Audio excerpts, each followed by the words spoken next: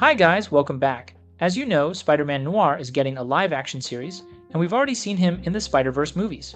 So today, let me introduce you to the comic origins of Spider-Man Noir, so you know what kind of show we might be getting. And if you enjoy these videos, don't forget to like and subscribe as most of you haven't. Now let's begin.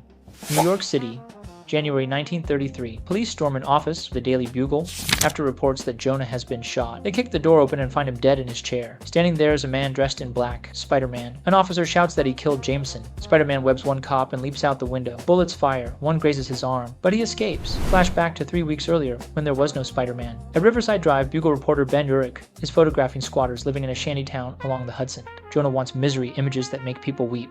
Nearby, Aunt May Parker is rallying workers, speaking about unemployment and corruption. Some mob enforcers were ready to deal with May when Peter comes in middle, only to be beaten. Urich snaps a photo, forcing the thugs to back off. He then offers Peter and May a ride home. Peter reveals his Uncle Ben was killed, possibly by the Goblin's men. Later, Urich takes Peter to a speakeasy called the Black Cat, where he saw Norman Osborn the Goblin.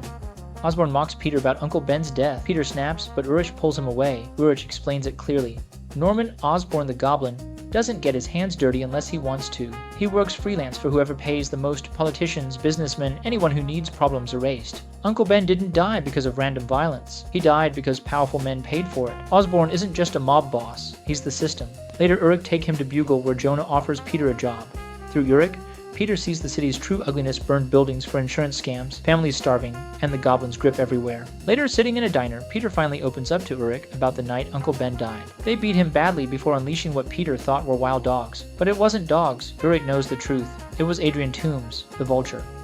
Ben Parker wasn't just murdered, he was torn apart, and Peter saw what was left of him. That memory hardens him. It isn't just grief that stays with him, but rage. The city didn't simply take his uncle, it devoured him. While for Peter, that night becomes fuel. This stops being about responsibility and starts becoming about war. One night, Peter overhears a phone call meant for Urich about a shipment at Pier 57. He goes alone. Goblin's men are handling a mysterious spider god statue.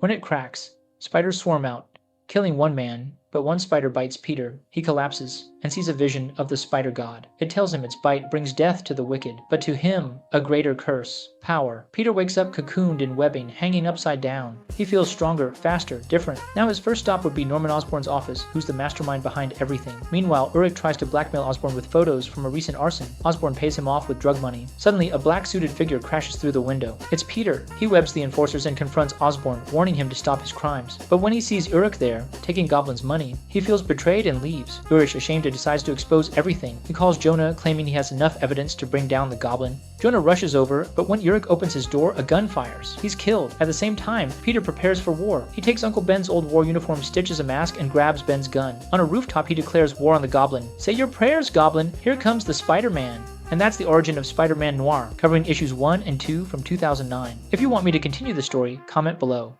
And don't forget to like and subscribe. Thanks.